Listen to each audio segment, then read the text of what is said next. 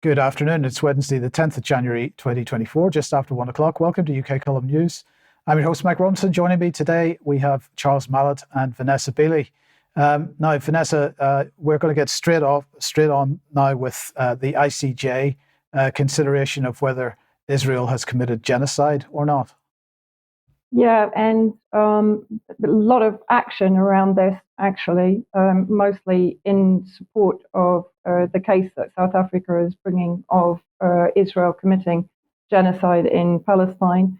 So first of all, Bolivia, a number of countries now are coming in to support South Africa, finally. Bolivia, Maldives, Namibia, Pakistan, and Venezuela. And the Deputy Prime Minister of Belgium put out a tweet yesterday, Petra de Sutter. Belgium cannot stand by and watch the immense human suffering in Gaza. We must act against the threat of genocide. I want Belgium to take action at the ICJ following the lead of South Africa, and I will propose this within the Belgian government. And then today there was a report of 800 global groups backing South Africa's genocide case as the ICJ prepares for the hearing. As I said, that will be broadcast live tomorrow, certainly on the UN TV website. An international coalition to stop genocide in Palestine, including the National Lawyers Guild, Black Alliance for Peace, etc. The OIC, the Organization of Islamic Cooperation, has endorsed South Africa's application at the ICJ against Israel. That includes 57 member states. And even inside Israel, there is a report in Jerusalem Post today of a far left lawmaker joined the Gaza genocide lawsuit at the ICJ. Just moving on to the text within the article, a member of the Hadash Ta'al party, Ofer Kasef, announced on Sunday that he would be joining the lawsuit against Israel in The Hague. In his announcement, he claimed, "My constitutional duty is to Israeli society and all its residents, not to a government whose members and its coalition are calling for ethnic cleansing and even actual genocide." Immediately afterwards, he stated, "Those who hurt the country and the people are the ones who led South Africa to turn to The Hague, not me and my friends." Then let's have a guess whether Britain is supporting the South African action in the ICJ. First of all, there are demands for the Israeli ambassador to UK expulsion after a clear call for genocide. The Israeli ambassador has gone on national British radio and incited genocide, said one columnist.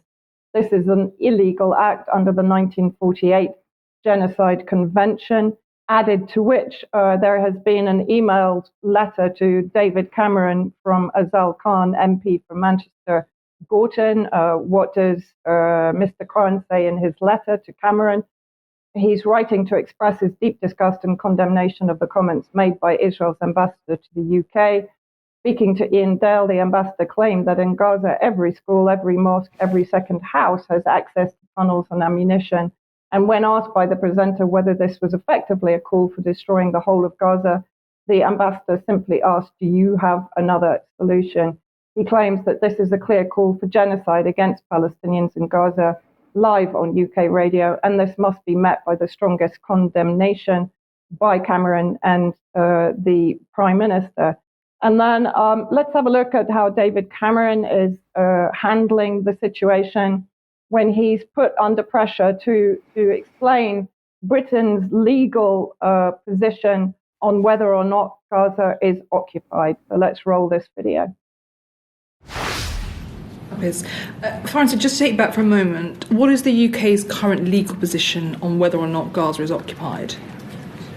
Our position is that Israel is fighting a campaign against Hamas. We have to check regularly whether that is in compliance with international humanitarian law and assess that. I don't think Israel regards itself as an occupying force, but whether that is correct, I would want to take legal advice, because this comes to this issue about aid. where I think Israel needs to do more, a lot more, to get more aid into Gaza, which perhaps we can come on to. And forgive me, we know that Israel does not consider itself to be an occupying power, but British law currently does consider Gaza to be an occupied power. Can you, an occupied territory? Can you just confirm that on the record? I don't know the precise legal definition of that. I'd have to go back and check. Philip? I think we all know that the Foreign Office does know what the official legal position is. We describe the territories as the occupied Palestinian territories, but that's a different question. That's a descriptor. Yeah. Yes. Yeah. We should give you a piece of written advice on the legal position. I think what the chair's asking is, do we consider Gaza to be occupied militarily at the moment? Is that what you're getting at? I'm asking for the British government's legal definition, whatever they consider to be the terminology of the occupied, because as I understand it, there is no question that in law, under British law and according to the UN Security Council Relation 22334, on which we have based our legal position, Gaza is an occupied territory, and therefore from that, Israel does have obligations as an occupying. And just extraordinary how he fumbles his way through that, remembering, of course, David Cameron is a Conservative Friends of Israel member. And the second video that I want to show is from Sir Michael Ellis, who's described by Wikipedia as a prominent Jewish MP, Conservative MP, of course, and again is a member of the Conservative Friends of Israel. So let's see what he had to say about South Africa's case. Is my right honourable friend aware that South Africa are geopolitically moving towards Iran and openly support Hamas? Indeed, their foreign secretary said that Israel doesn't even have the right to defend itself. They are in danger of becoming a terrorist proxy. Now, I can say as a former Attorney General that South Africa's case at The Hague has no legal merit whatsoever. Israel's actions are in lawful self-defense. It's a dangerous political stunt that the United States has already criticized. Extraordinary. And then finally, we have the infamous Julia Hartley Brewer, who in her latest interview with Tom Slater and Hamish de Bretton Gordon seems to advocate the ethnic cleansing of Palestine, describing it as perfectly normal. So let's just have a look at this. Solution is that these people aren't in this sort of prison camp that Gaza's been called, even though, of course, actually you see pictures before, not at all a prison camp, but that maybe,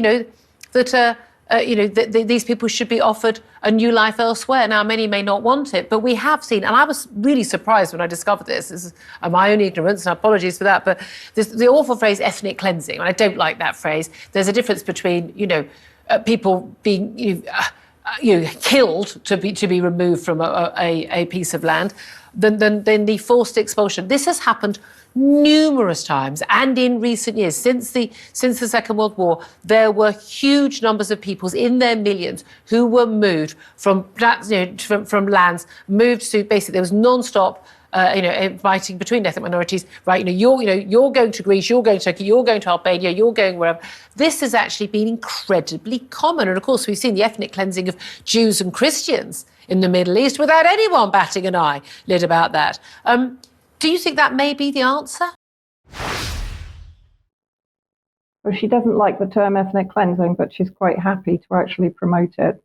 Incredible. I mean, the moral bankruptcy of the media and government representatives in the UK is horrifying in my view. I think I agree with that very much, Vanessa, and we'll talk about a little bit more about that in extra. Now, let's come back to Europe. And, on Monday we were talking about the German farmers' protest. Those protests continue. Because this is a week of action taking place. The week of action includes a 3-day nationwide strike by train drivers. That has now begun. So Germany suffering transport on the roads, problems with transport on the roads, problems with transport on the railways. They have announced there will be a further round table with the German government, between the farmers and the German government, on the 15th of January, and we'll see what happens with that. But in the meantime, of course, the media, as the media does, attempts to paint this whole thing as a far-right exploitation exercise. So that narrative, though, seems to have failed more or less.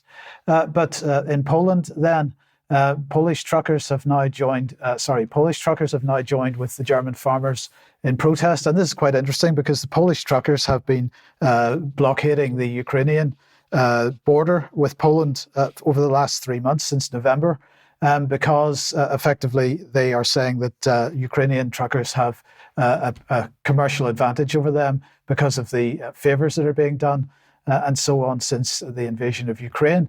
But Polish farmers themselves have now also been blockading the Ukrainian border since I think it was the 23rd of November last year. This blockade took a quick hiatus over Christmas. It's now been lifted because the agriculture minister has agreed to implement 3 demands that he has made from the farmers, which includes a billion Polish zloty subsidy for corn, an increase in money in loans to farmers to 2.5 billion zloty, and no increase in the agricultural tax. But the problem here is that the Polish agriculture minister said that this process, or that whether that proceeds or not, is all dependent on the approval of the European Commission. So we will see where that goes. But Charles, let me welcome you to the programme and move on to farming in the UK. Thanks very much, Mike, and good afternoon. And I'll start by talking about what Steve Barclay, the Environment Minister, has said at last week's Oxford Farming Conference, which itself was celebrating the power of diversity. If we just click on one. And really, what did he mean by this? Well, he was introducing the Agricultural Transition Plan, which he is couching in terms to suggest that it enables DEFRA to have freedom of manoeuvre that didn't exist pre-Brexit. And therefore, how are they going to be apportioning the money that they have at their disposal, and to what end? So we'll just have a little look at what exactly this means. There are 2 main schemes that he's talking about. He refers to the biggest upgrade to UK farming schemes since leaving the EU, and he's really talking about the Sustainable Farming Incentive, the SFI, and the country stewardship grants. Now, what he's suggesting is that there is, in effect, a mutual benefit to the growing of food, the food production side of it, and the sustainable environment side of it, and that the 2 are not in conflict with one another. The United Kingdom at the moment produces around 60% of the food and drink that it consumes. So we'll just talk about the SFI and indeed the country's stewardship, but particularly the way in which people are going to be pushed, because the SFI, whilst it does appear that it is supporting mostly food production initiatives, I'd be grateful to hear from farmers listening and watching as to whether they do actually perceive that that is the case. But with the country stewardship grants, there are, just by way of example, it's possible to obtain £1,600 per hectare for construction of a reed bed, whereas if you're wanting to put in an application to support your sheep grazing, you'll get £10 per hectare. So it's hard to see how people would bother with such an initiative. And of course, with the SFI, even if it does appear to be in the name of food production, of course, it creates a dependency. And then if there's a change of direction, then the recipient, of course, is somewhat vulnerable. But in terms of food production and the statistics that are involved with that, which was on screen a second ago, the most recent statistics are suggesting that there's a sort of food industry total of about 254 billion, of which about 10% goes to export. So straight away, there's a lot of food that's actually not going to this country, not being consumed in this country. And of course, there's also the inflationary aspect. So we'll just look at the latest figures and indeed the graph that shows very much above average increase in inflation where it's concerning food. So what exactly is happening to the money, and what is this all about? Now, a few weeks ago, I spoke about natural capital and indeed how that's going to be sort of deployed as a mechanism of land use. And this comes from a green future our 25-year plan, which is what underpins this agricultural transition plan. And within that text, there is a statement about forestry saying the value of natural capital is routinely understated. If we look at England's woods and forests, for example, as a national asset, using a natural capital approach, the value of the services they deliver is an estimated 2.3 billion. Of this sizable sum, according to a recent study, only a small proportion, 10%, is in timber values. So the point to make about that is that whilst Berkeley is suggesting an uplift of £168 million towards farmers, that's really a drop in the ocean. Really, what he's much more interested in is the private finance initiatives, which he wants to inject into the system to a value of about £500 million a year, going up to £1 billion by 2030. And these are to invest in what he's calling nature recovery. But the critical detail is it's not money that's being injected purely for the benefit of nature recovery through schemes such as the Green Finance Initiative. It's to suggest that the private finance is going to go in, obviously expecting a return on its investment. So what we await is to see exactly how that's going to be done and how this relates back to the direction that farmers are being pushed with financial incentives. And so, Charles, since this type of nonsense in the EU has resulted in the Dutch farmers initially, the German farmers now, and other farming communities in other European countries coming out in support of the Germans, this has been happening in the UK as well. The question is, are we starting to see the same kind of angst amongst UK farmers as we have on the continental side? I don't get the sense that we're at that state of fever pitch as yet, but as you say, there have been rumblings about it, and it seems, if anything, that Berkeley's throwing an attempt at a sweetener at this stage. But of course, what he ignores is the absolutely enormous costs of production and indeed the reasons behind them. But I think we'll come on to cover some of that later on in the programme. Okay, thanks, Charles, for that. Now, let's move on. It's still with net zero here, and I want to bring this tweet on screen. This is from the Together organisation and Together Declaration. Has your council signed up with UK 100? If yours is on the list, it has anti-democratically pledged to put net zero agenda before voters' wishes and the public's interest, and they list all the various councils on there. This then was picked up by the Telegraph, and the Telegraph headline says, councils make undemocratic pledges in dash to reach net zero. So what are they talking about? Well, this is the organisation here, UK 100. Powers in place. The powers local authorities have a need to take ambition action. I guess that's supposed to say ambitious action toward net zero. They pinned this tweet yesterday or the day before. UK 100 is a network of local leaders who've pledged to lead a rapid transition to net zero with clean air in their communities ahead of government legal target. What does this mean? Now, of course, this is a topic that we've been covering on the UK column for quite some time. The fact that aside from whatever national governments are doing, that cities and local governments are moving ahead with the net zero policy anyway. But I just want to give everybody a feel for the type of networks that we're talking about here, because of course UK 100 is only one organisation. We've mentioned many of the others on this programme before, but let's just have a look at this. City of Sunderland. Now, if you're watching Friday's programme, Ben was talking about the efforts to split the young away from the old and really make the young believe that the old are responsible for all their woes. So this is a environmental, green and sustainable group at the City of Sunderland Council. And this is what they say. The Environmental, Green and Sustainable Group is a citywide low-carbon youth forum that is run with and for Sunderland's children and young people. This group aims to empower young people through discussing the climate crisis, low carbon and action being taken in Sunderland. After each group meeting, EGS representatives meet with the city's senior leaders at the 2030 Shadow Board meetings to contribute to low-carbon discussions and decisions. Now, let's have a look at this then. They go on to say that it's a partnership between an organisation called Involve, UK 100 that we've just been talking about, Democratic Society, another organisation, another one called Shared Future, and another one called Climate Outreach. And they work with local authorities to take forward public engagement projects on climate policy. But who's behind it all? You don't have to go and look very far with these types of things to come across Common Purpose.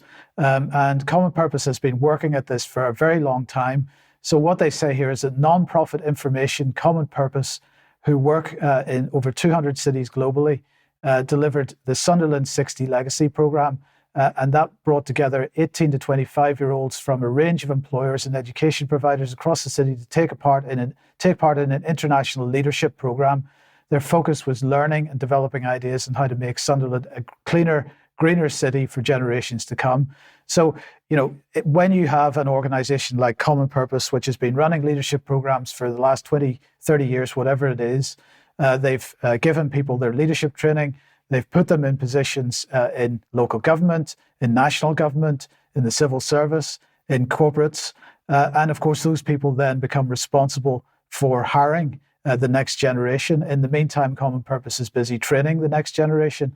Then you can see how this type of policy agenda works its way through every single aspect of our society. And that's the danger in it. Now, if you want to find a little bit more about the Together Declaration, have a look at this interview that I did, went out last week, Debating the Climate with Ben Powell. If you haven't seen that yet already, it's on the front page of the UK Column website. Do watch that interview.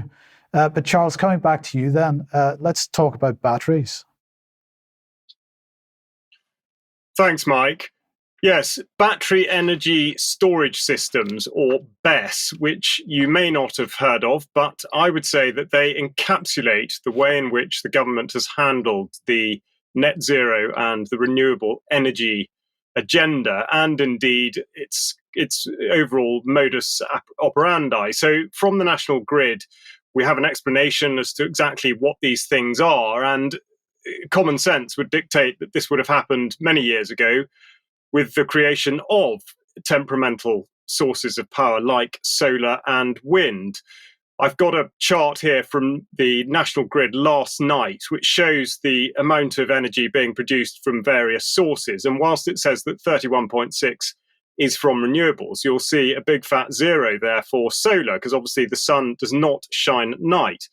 So the idea is that we would have batteries to harness this capability. And going back to UK Column content, I would urge at this point to listen to Mike's interview with Steve Gorham, The Road to Zero, from last month, in which he articulates exactly the benefit sort of per square foot of these various types of technology. But nonetheless, battery energy storage solutions are being produced by a raft of different companies. The one I'd like to look at today by way of a case study is Harmony Energy. And this is a sort of, well, not necessarily an artist's impression, but a site might look exactly like this, effectively huge banks of lithium-ion batteries. And Harmony describe themselves as providing renewable energy generation storage projects supporting the creation of a cleaner, more secure and affordable energy system. In doing so, they help deliver a more environmentally, socially and financially sustainable future for everyone. Well, is that really the case? We'll go on to have a look at what they're doing in West Yorkshire by way of a planning application in Wakefield Council, still live. If you want to look at it yourself, the planning number is down in the bottom in a red rectangle. But what is perhaps astounding, bearing in mind the situation, is that the Town and Country Planning Act does not actually have a provision within it for there to be any sort of fire assessment for such a facility. Nonetheless, as a consultee, having been informed about the application, the Fire Service, the West Yorkshire Fire Service, have interjected and put forward a series of what would be regarded as very damning comments. First of all, they say that the authority finds it concerning that no specific information in relation to fire safety management of the proposal has been provided in the application. They go on to say that the control measures, the tender of the battery installation has not yet taken place. They find it concerning that no specific information in relation to fire risk and explosion has been incorporated. And then finally, they have a part about the potential sort of fallout from a disaster. They say the risks of vapor cloud, thermal runaway and explosion are unfortunately very real and are becoming more common as we see an increase in the number of BESS installations rise. What they go on to articulate is frankly horrifying, in that they say that at the moment, technology doesn't exist to effectively put out a lithium-ion battery fire, and therefore you'd either have to let it burn, or if you tried to mitigate at all, they estimate that over a 24-hour period, it would require 5.5 million litres of water to attempt to put out such a fire. And of course, the other aspect to this is the frankly catastrophic environmental consequences, such as atmospheric pollution, land pollution, soil degradation, threat to human life, and all sorts of other things that does not seem to have gone at all into the consideration of this. So where does this come from? Well, we look to the government and their battery strategy, in which they explain, rather unbelievably, that though it was not a question in the Call for Evidence survey, many respondents offered comments on battery safety. Such concerns focused not only on the inherent risk that batteries pose, but also the risks to the wider environment if they're mismanaged. For example, it is vital that a UK battery strategy considers the safety implications of some battery chemistries and the damage they can cause to the UK infrastructure if they are mismanaged. Well, indeed, but they seem very reluctant to do so. Now, I've got a headline here from the Fire Industry Association: overheating lithium batteries. But of course, the battery strategy is still reluctant to concede this, and they state that the instance of these types of fire are very low, and that actually they're commensurate with ordinary vehicle fires. But the London Fire Brigade, who I would consider to be a higher authority on the matter, say that fires involving lithium batteries are the fastest growing fire risk in London.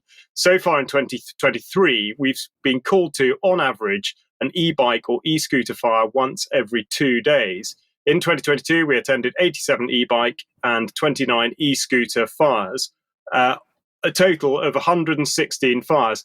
So whilst I don't mean to compare apples with oranges, there clearly is a present danger in the construction of such facilities because of the content of them, the lithium-ion content. So what's being done about this? Well, Maria Miller, MP, is putting through a bill at the moment about battery storage, which will have provisions specifically that there is a fire element to this. And indeed, this will be one to watch. To give an indication of how prevalent this sort of thing is, and if you want to be checking out what's happening in your local area, may I refer you to the Renewable Energy Planning Database, which at the moment has 9,900 live projects on it, of which a considerable number concern battery energy storage systems.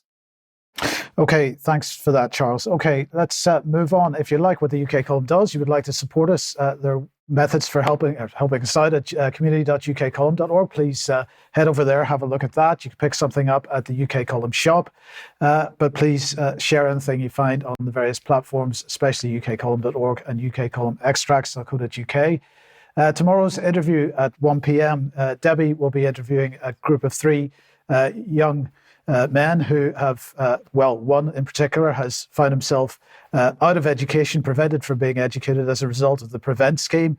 No, he is not an Islamic terrorist. He, in fact, asked questions about gender issues and whether it was appropriate for people to be using the incorrect bathrooms and toilets at his educational establishment, and was kicked out. So have a watch at that, 1 p.m. tomorrow in the usual places. A quick reminder that 20th to 21st of February is the final hearing for Julian Assange, and they are starting to campaign to encourage people to gather outside the Royal Courts of Justice beginning at 8:30 a.m. So we will be reminding everybody of that. And a quick reminder that Andrew Bridgen will be hosting another excess mortality debate in Parliament on the 16th of January, beginning at 9:30. He's asking for people to contact their MPs. I've heard from a couple of people so far, somebody saying that one MP has said they will not be able to attend that, but they will breed Hansard. So maybe that's something. I'm not quite sure. Now, let me welcome Clive de Carl to the programme.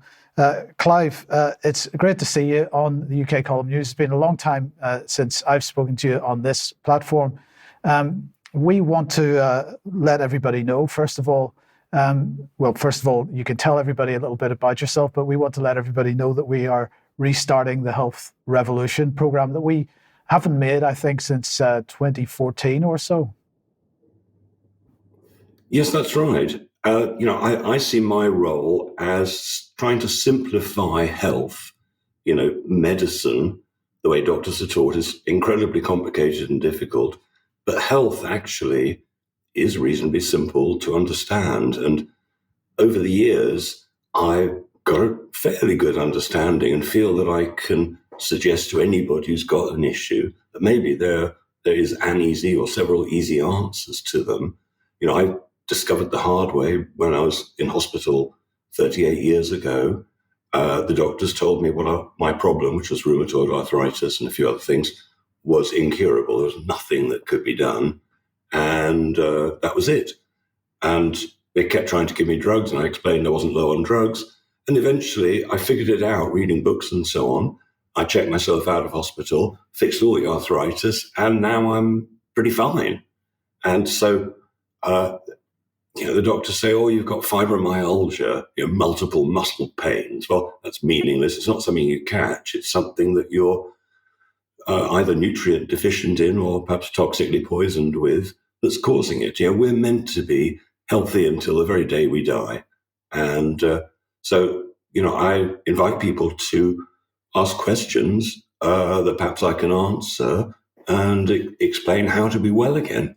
Yes, indeed. So for the first episode that we're going to record on Tuesday next week, we would like to invite everybody to submit questions for Clive, and we will answer those questions, or many of them, as we possibly can. But then in subsequent programs, we're going to have some guests on as well. Exactly. The very first show we did in whenever it was, 2012, 2013, was related to children, because I feel that children are the future and the most important thing health-wise. So we'll be doing the first show in the interview part of the series about how to help children. The statistic at the moment that I heard from Kerry Rivera, who wrote the book How to Reverse the Symptoms Known as Autism, was that by 2030 it looks like 50% of children will be autistic in the United States. And she reminded me that most autistic children are incapable of having children. So if one's looking at a depopulation event, that's one that needs considering. And doctors are taught that these things cannot be reversed. But many, many thousands of children have proved demonstrably that it can be reversed. Okay, one of the things that struck me about the way that you approach this issue, Clive, is that you're looking for the best solutions wherever they come from. Well, yes. My dad used to have a poster on his wall above his desk which said, "My tastes are simple, I just like the best." And that was his view, that the best lasts the longest. It's what you're looking for. And over a couple of decades or more, what I've realized is that we are a bunch of vitamins and a bunch of minerals and a few amino acids. And if you're missing one of those important essential nutrients that create a healthy body, you won't have a healthy body. So then I realized that actually most people's symptoms are very similar. I realized that most people are actually deficient in really very few important, mainly minerals. And so what I'm hoping to do over the next time period is explain what those minerals are and why they're absolutely essential. I'm going to explain actually how inexpensive they are. Parking at the hospital for a few hours is probably going to cost more than the supplement that might change your life. Yes, and of course, not just minerals and vitamins, but fats as well. Well, yes, food in general, the reality is that most people are eating not processed food, but ultra-processed food, processed to such a degree that it is no longer very much good for us. And, so many labels on the foods in the supermarkets tell you it's a health food.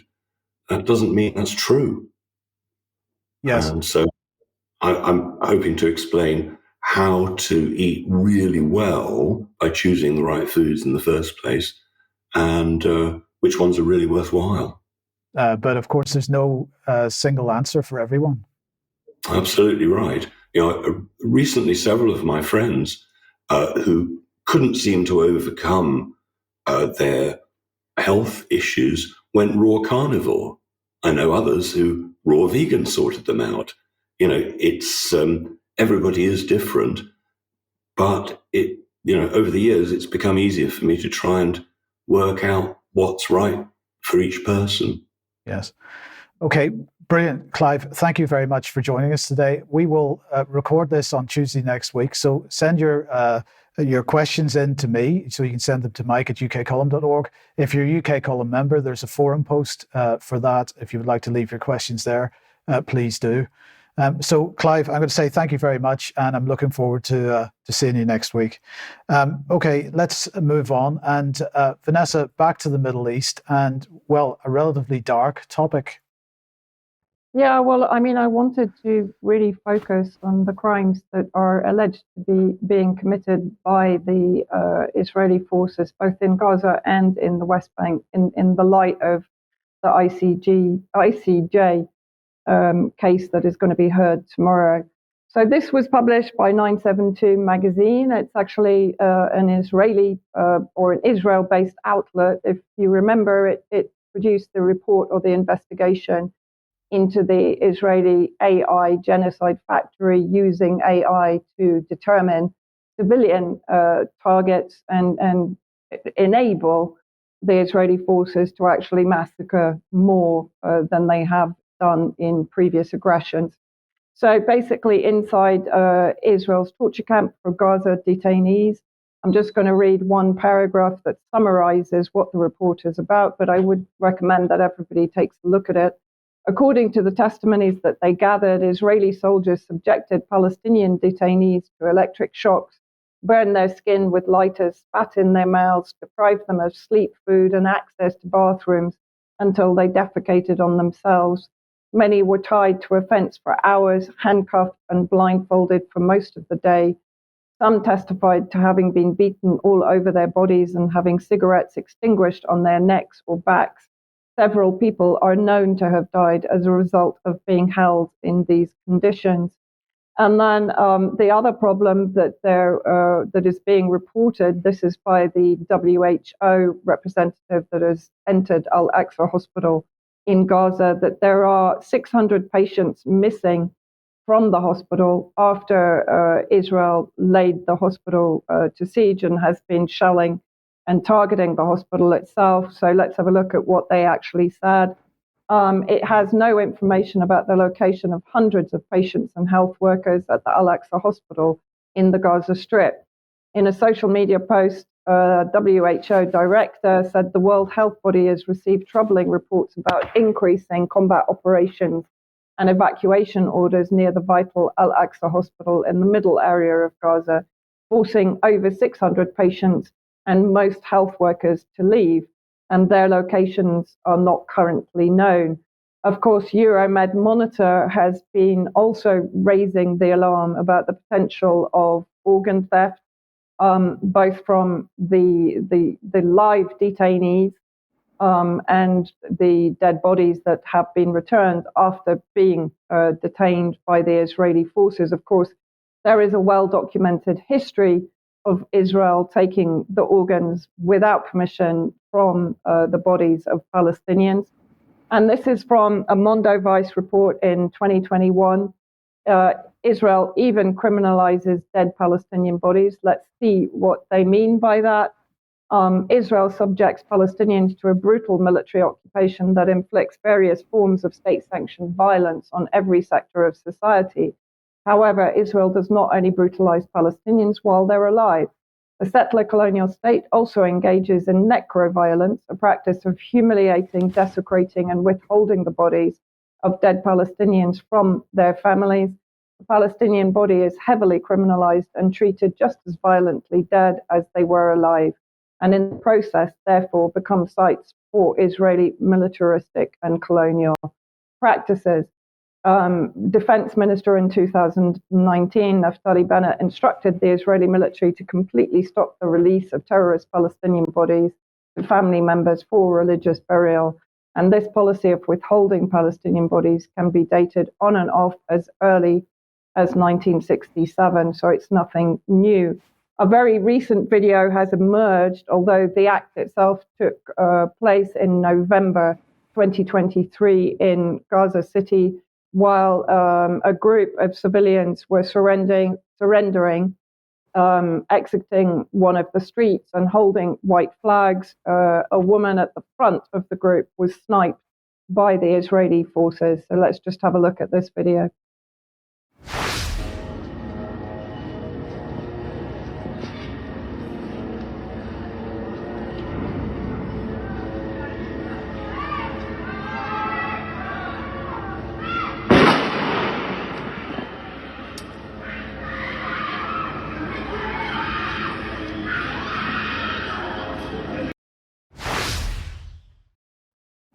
You might note there was also a child with the woman when she was shot. They do try to retrieve the body after. At the same time, families of Israelis killed by tank fire on the 7th of October demand a probe. They're not the only ones demanding a probe. Most of the relatives of those that are still being held hostage in Gaza are demanding various actions from the government. Basically, the families demanded the Israeli army carry out an in-depth and transparent investigation of the decisions and the actions that led to the tragic outcome. Barak Hiram, Brigadier General Commander of the 99th Division, who was at the scene, told the New York Times that at nightfall, he told his soldiers the negotiations are over and told the tank commander to break in, even at the cost of civilian casualties. And another thing that we're seeing very regularly are Israeli forces inside Gaza celebrating the wanton destruction of civilian infrastructure, homes, hospitals, places of worship, churches, etc. And this is just one very short example video. בימים האחרונים בג"ץ מנסה לפלג את העם, פוסק דברים שפוגעים בלחימה, אבל אנחנו רוצים לומר במסר אחד ברור, אנחנו ממשיכים בדיוק באותה דרך, כי יש רק פתרון אחד לרצועה.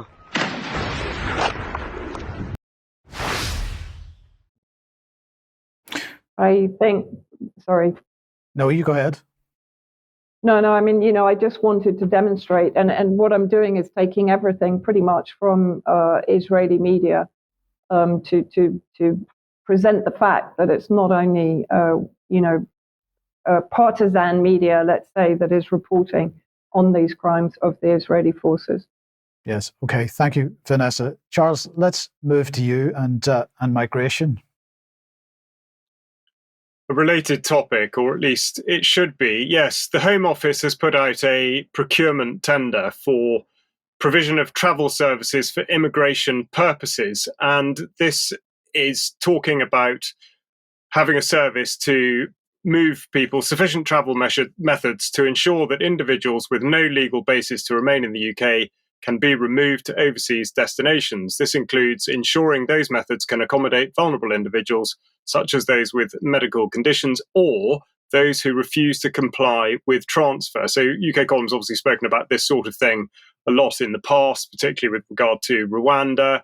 But critically, this tender is open until the 1st of April, and it says that it's going to last for up to 5 years with a possible pass-through cost of between 300 million and £2 billion, which is obviously an enormous spread. So exactly what is meant by this and why they're talking about asylum. So we'll look at the House of Commons library paper and we'll just think a bit about what asylum means. According to Amnesty, asylum or an asylum seeker is essentially somebody who has not yet been granted legal status as a refugee in whichever country it is that they have moved to, and they are supposed to have been fleeing direct persecution or significant violations of human rights. But of course, as far as the British government and the British taxpayer is concerned, we have the thorny issue of there being seldom any verification of such persecution. And indeed, the question that remains unanswered is why are so many men coming over to this country unaccompanied? So we'll look at the statistics, or at least consider them. And this graph here shows the upwards trend with a very sharp spike on the right-hand side. And I'll come to that in a second. But what I'll point out is that a significant change has been between the numbers of people who had their asylum query or application refused versus accepted. So in 2004, only 15%, sorry, Mike, we just go back one, only 15% were granted. That figure has risen to over 50% from 2019. And again, success on appeal. Back in 2004, only 19% were successful on appeal. And now, since 2014, there are over 40% successful on 2014.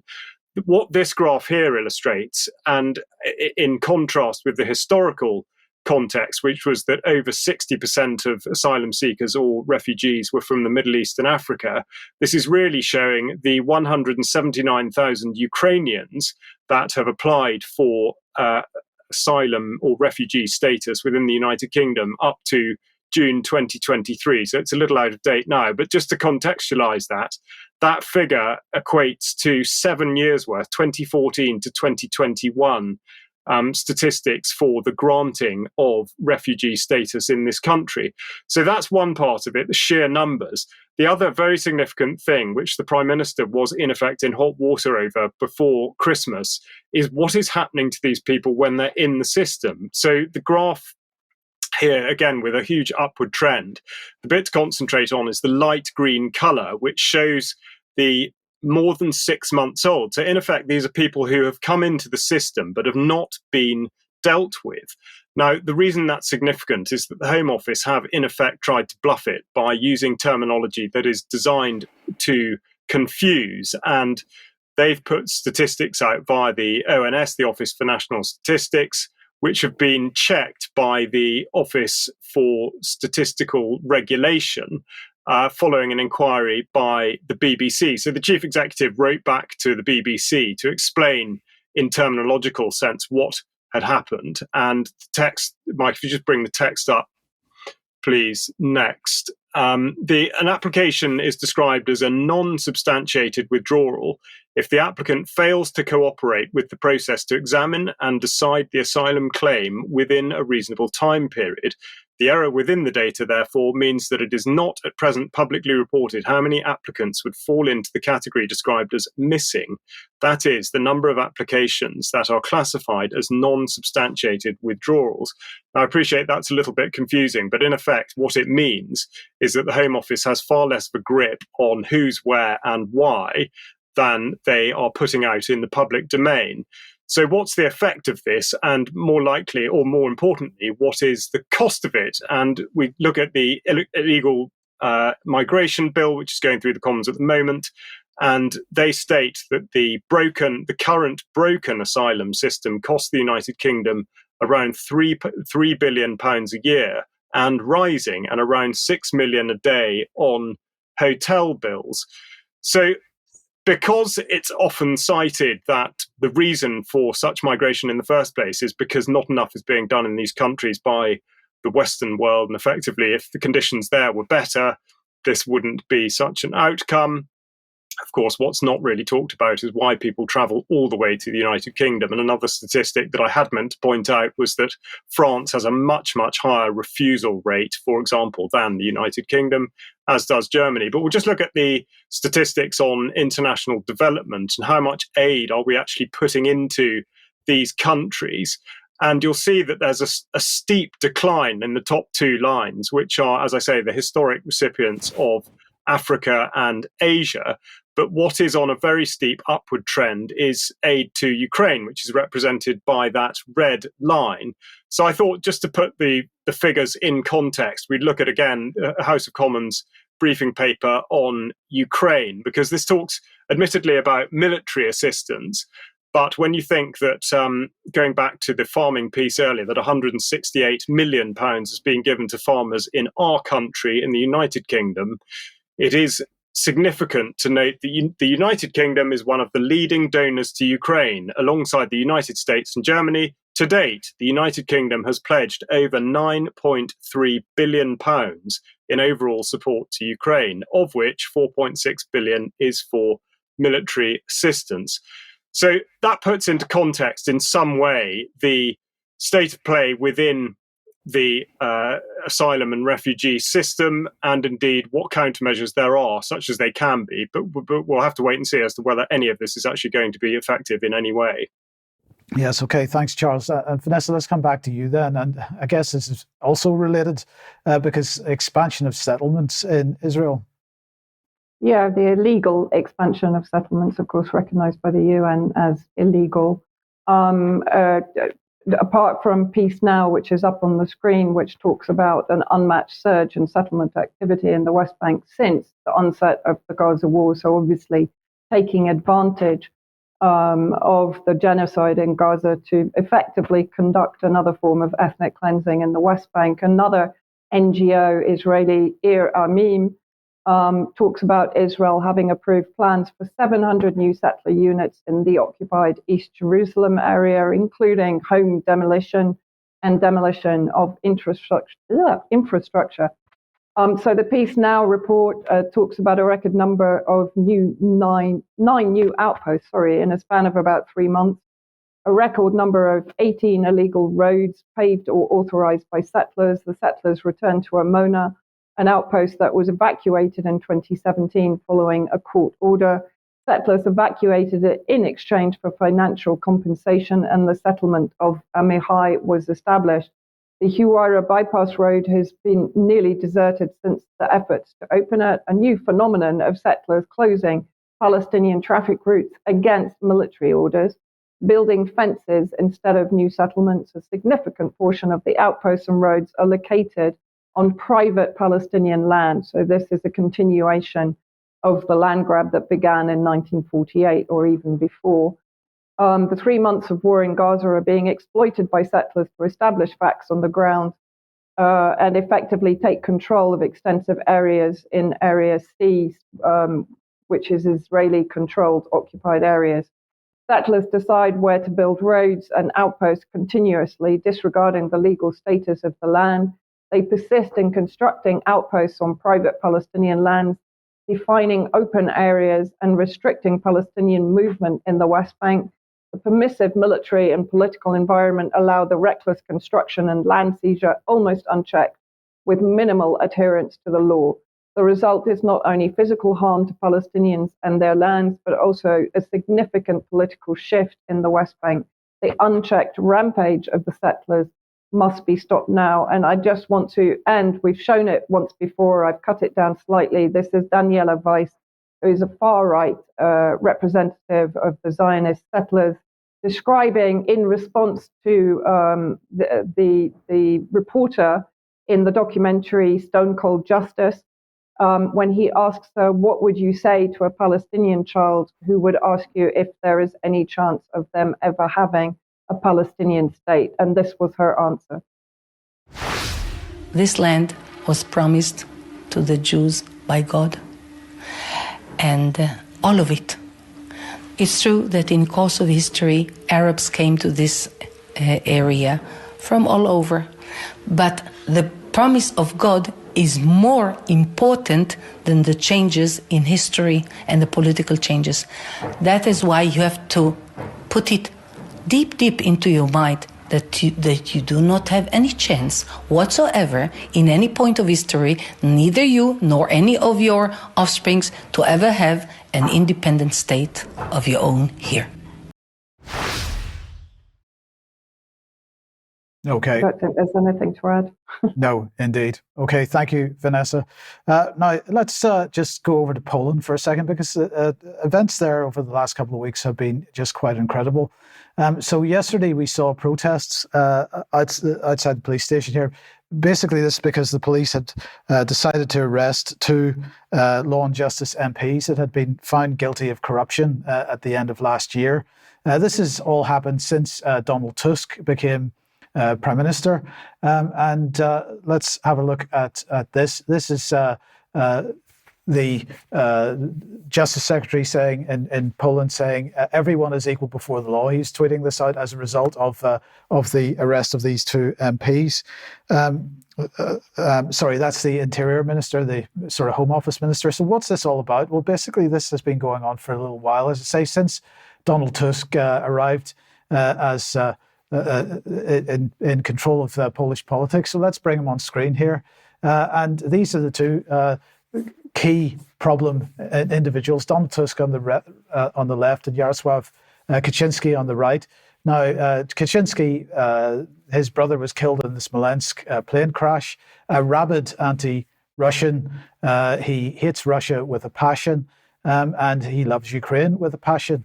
But he is now saying, or he was saying this morning, we've now our first political prisoners since 1989 in Poland. This is scandalous. They were convicted because they fought crime. Some people would disagree with that, including those high in the social hierarchy. In short, we're witnessing a ferocity that reflects the nature of current power, which itself has people in Parliament hiding behind immunity. There is no order in Poland. Well, at the moment, that is true. But of course, we've got to remember who Donald Tusk is. He was president of the European Council and therefore one of the three European Union presidents. He is very much a warmonger and very keen to pursue internationalist policies. I don't think Kaczynski was really any different. However, the Law and Justice Party did have an argument, with quite a significant argument, with the EU in recent years. Anyway, they lost the election. Tusk set up a coalition government as a result. And then we've seen this chaos, which includes, by the way, the closing down of the national state broadcaster.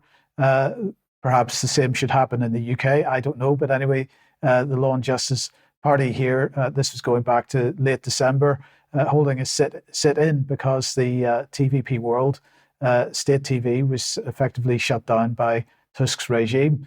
So we'll keep an eye on this. Some people calling this a coup. I'm looking at it more in terms of two sets of internationalist politicians fighting with each other in a pretty pathetic way.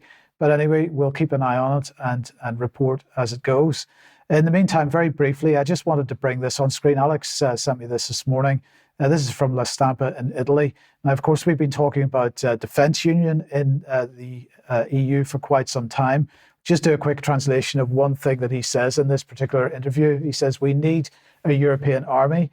Defence and a common army must become a concrete fact, no longer postponable.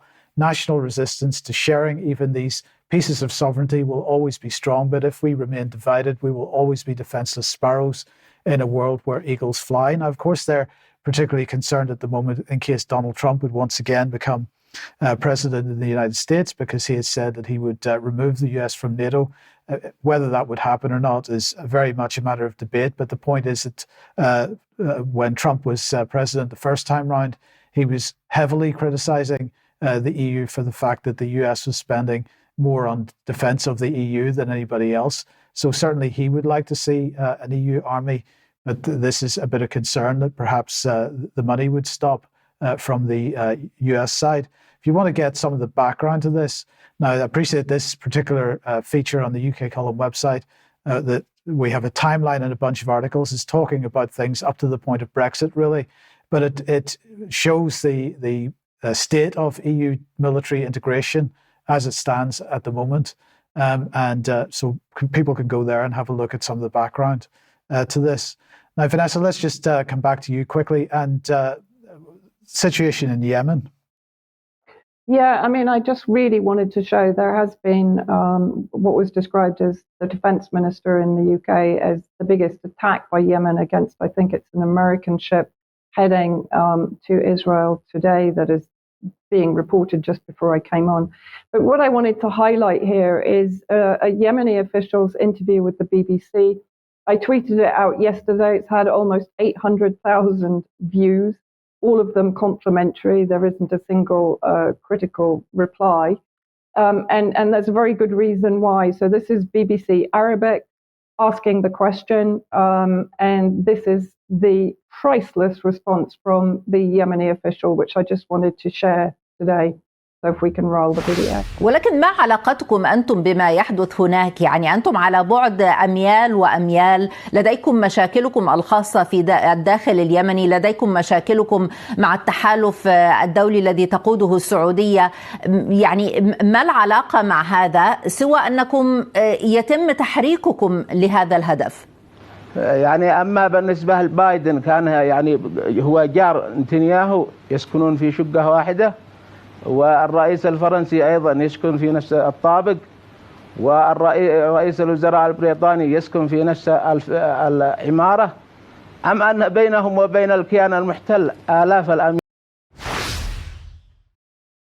I mean, it's just absolutely priceless. If people couldn't read the subtitles, so the BBC reporter infers that they're being directed by Iran to carry out the attacks against the Israeli-bound vessels. And he replies, and she says basically, because you're miles away from Palestine. And he says, is Biden a neighbor of Netanyahu? Do they live in the same apartment? Does the French president also live on the same floor with them? What about the British Prime Minister? Does he live in the same building with them? I mean, he then continues to talk about their crimes in the Middle East, but I just thought this reply in itself was the best way to handle the BBC. Yes, okay, thank you.